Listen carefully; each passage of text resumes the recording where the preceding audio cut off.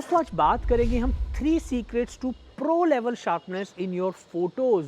बहुत सारे हमारे व्यूअर्स हैं, सब्सक्राइबर्स हैं, वो जब हमारी वेबसाइट पे जाते हैं और इस तरह की पिक्चर्स देखते हैं तो बोलते हैं कि सर ये शार्पनेस आपने सुपर शार्प इमेजेस किस तरह से निकाली हैं, क्या कैमरा सेटिंग्स रहती हैं आपकी जब आप इस तरह की शार्प इमेजेस को निकालते हो अपने कैमरा से।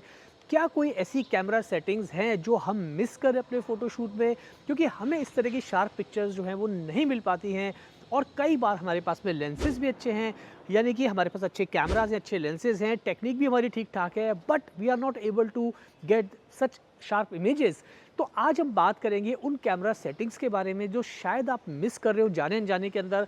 अगर आप ये वीडियो पूरा देखेंगे तो आई एम श्योर आपकी पिक्चर्स जो हैं, जो मैं आपको टिप्स या जो ट्रिक्स बताने वाला हूँ, आपकी पिक्चर्स भी इस तरह से सुपर शार्प निकल के आएंगी। तो इस वीडियो को आप एंड तक ज़रूर देखिए। तो मेरा जो आज का पहला पॉइंट रहेगा दोस्तों, वो रहेगा अपर्चर को समझें। अब अपर्चर जो है भैया वो बहुत ही इंपॉर्टेंट होता है लेंस के अंदर।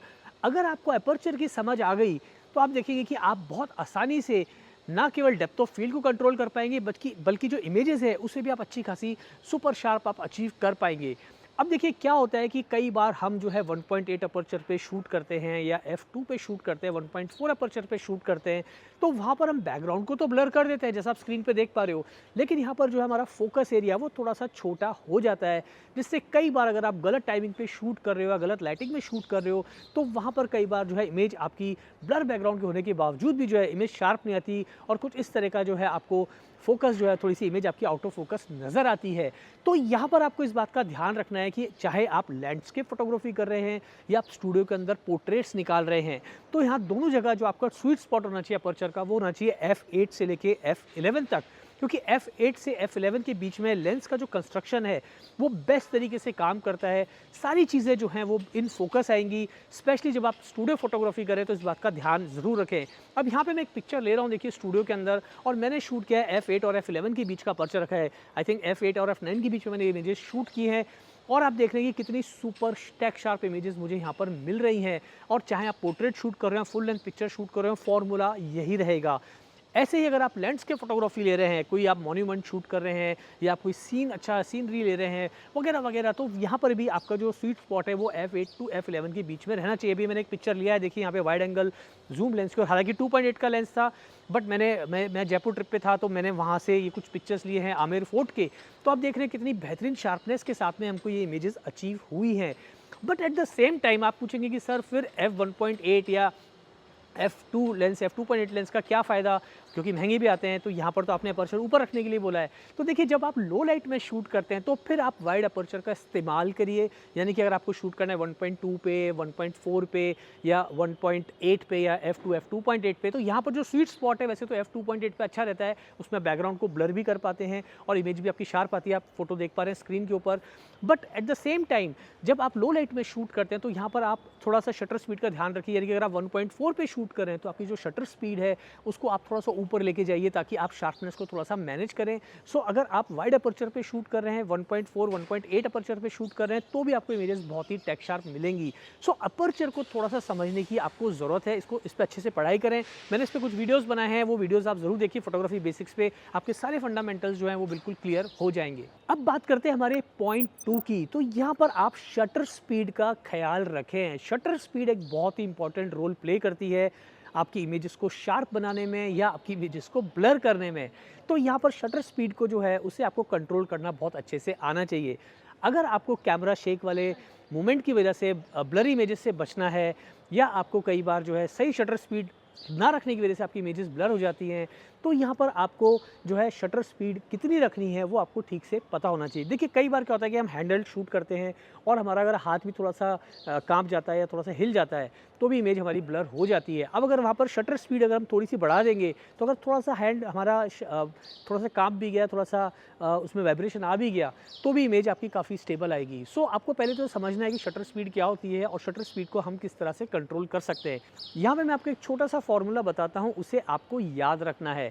1 बाई फोकल लेंथ, इसका मतलब ये है कि अगर आप एक 50 mm का लेंस यूज़ कर रहे हैं तो मिनिमम आपकी शटर स्पीड जो है वो होनी चाहिए 1/50, यानी इतनी तो होनी चाहिए लेकिन अगर आप कोई स्टैटिक सब्जेक्ट ले रहे हैं, मान लीजिए पोर्ट्रेट शूट कर रहे हैं जहाँ पे कोई ज़्यादा मूवमेंट हिलना डुलना नहीं है, तो आप फोकल लेंथ का डबल भी यूज़ कर सकते हैं, यानी कि 50 mm का लेंस यूज़ कर रहे हैं तो आप 100 की शटर स्पीड रखिए मिनिमम या थोड़ी से ज़्यादा। लेकिन अगर आप 85 mm का लेंस यूज़ कर रहे हैं तो वहाँ पर आप जो है डबल शटर स्पीड रखिए, यानी कि 200 के आसपास या उससे थोड़ी सी ज़्यादा, तो आपको इमेजेस हमेशा शार्प मिलेंगी। तो इस फॉर्मूले को आप ध्यान रखिए। लेकिन अगर आप कोई एक्शन शॉट ले रहे हैं तो वहाँ पर आपका थोड़ा सा फॉर्मूला चेंज होता है। आप सीधा उसको जो है आप 10 से मल्टीप्लाई कर दीजिए, यानी कि अगर मान लीजिए आप 50 mm का लेंस यूज़ कर रहे हैं तो उसे मल्टीप्लाई कर दीजिए 10 से, तो हमारा हो जाता है भैया सीधा 500। तो मिनिमम आपको 500 शटर स्पीड रखनी है अगर आपको एक्शन को फ्रीज करना है।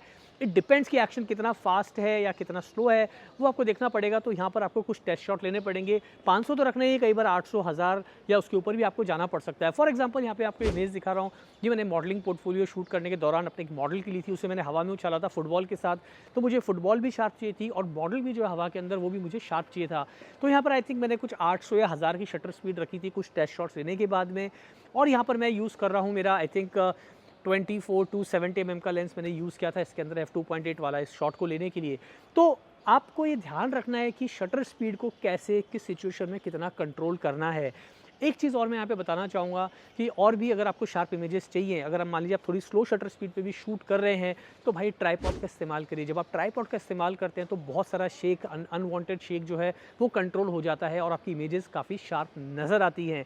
तो ये छोटी छोटी बातों का ध्यान रखेंगे तो आप देखेंगे कि आपकी पिक्चर्स जो है बिल्कुल टैप शार्प इस तरह से निकल के आएंगी। लास्ट बट नॉट लीस्ट बात करेंगे हम अपने तीसरे पॉइंट की। तो तीसरा जो पॉइंट है वो रहेगा भैया सही फोकस मोड को चुने। अब देखिए बहुत सारे लोग गलती इसी में कर देते हैं कि फोकस मोड ही सही नहीं चुनते। तो भाई अगर फोकस मोड ही आपका ठीक नहीं है तो कैसे आपकी इमेजेस टैप शार्प आएंगी। तो मूलतः आपके पास में जो है 3 तरह के फोकस मोड आपको आजकल जनरली कैमरा में मिल जाते हैं। एक तो है हमारा सिंगल पॉइंट ऑटो फोकस, दूसरा हमको मिल जाता है मैनुअल फोकस और तीसरा हमको मिल जाता है बैक बटन ऑटो फोकस।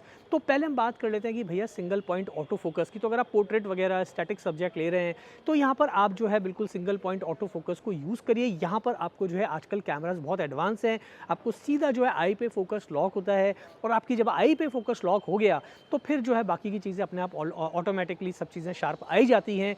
और अगर आपने कैमरा सेटिंग्स बाकी की ठीक रखी हैं तो यहाँ पर आपको सिंगल पॉइंट ऑटो फोकस चुनना है पोर्ट्रेट वगैरह लेते वक्त, और आप देखेंगे कि आपकी जो पिक्चर्स हैं वो टैप शार्प नज़र आएंगी। तो इस फोकस पॉइंट को आप ज़रूर ट्राई करिए। दूसरा जो मैंने बताया आपको वो है मैनुअल फोकस। अब मैनुअल फोकस ज़्यादातर यूज़ करते हैं हम मैक्रो शॉट्स के अंदर या लो लाइट फोटोग्राफी के अंदर।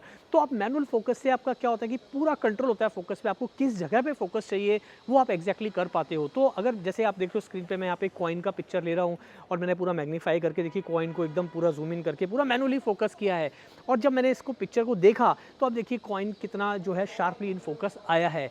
सिमिलरली जब आप लो लाइट के अंदर काम करते हैं तो वहाँ पर कई बार क्योंकि फोकस ऑटो फोकस को थोड़ा सा कॉन्ट्रास्ट ही होता है लाइट में, थोड़ी लाइट चाहिए होती है, ब्राइटनेस चाहिए होती है ताकि फोकस लॉक हो सके। लेकिन जब हम लो लाइट में शूट करते हैं तो ऑटो फोकस हमारा फेल होने लगता है। तो वहाँ पर अगर आप मैनुअली फोकस करेंगे तो आपकी पिक्चर्स जो है बिल्कुल टैप शार्प निकल के आएंगी। तीसरा जो है वो है हमारा दोस्तों बैक बटन ऑटो फोकस। आजकल काफ़ी सारी कैमरा के पीछे जो है बैक बटन ऑटो फोकस आता है, यानी कि पीछे से आप उस बटन से आप फोकस कंट्रोल कर सकते हैं और शटर दबाने का बटन अलग, यानी कि फोकस को कंट्रोल करने का बटन अलग और शटर दबाने का बटन अलग। तो इससे भी आप जो है फोकस को बहुत अच्छे से आप नेल कर पाते हैं, आप अच्छे से जो है अचीव कर पाते हैं और इमेजेस आपकी टैप शार्प आती हैं। तो बैक बटन ऑटो फोकस को भी आप ज़रूर ट्राई करिए। तो ये थे मेरे 3 जो मेजर आज के टिप्स। अगर आप इन कैमरा सेटिंग्स को आप अप्लाई करेंगे अपनी फोटोग्राफी में तो आप देखेंगे कि किस तरह से आपकी इमेजेस जो हैं वो सुपर टैप शार्प निकल के आएंगी और आपको बिल्कुल ऐसा लगेगा कि आपने जो है एक अच्छी प्रोफेशनल फोटोग्राफर की जैसी इमेजेस जो है आपकी भी दिखने लगेंगी। तो प्रोफेशनल फोटोग्राफर्स कुछ नहीं करते, बस इन सेटिंग्स का ध्यान रखते हैं और सही लाइटिंग कंडीशन में, सही लेंस के साथ में, सही अपर्चर के साथ में, सही शटर स्पीड के साथ में और सही फोकस मोड्स के साथ में अपनी इमेजेस को शूट करते हैं। तो बस यही राज है। आज के लिए इतना ही, जल्दी मिलते हैं फिर नए वीडियो के साथ। अगर ये वीडियो अच्छा लगा तो अपने दोस्तों के साथ सबके साथ शेयर कीजिए और चैनल सब्सक्राइब नहीं किया दोस्तों तो चैनल को जल्दी सब्सक्राइब, क्योंकि जब आप चैनल सब्सक्राइब करते हो तो दिल को लगता है बहुत ही अच्छा। Thanks for watching.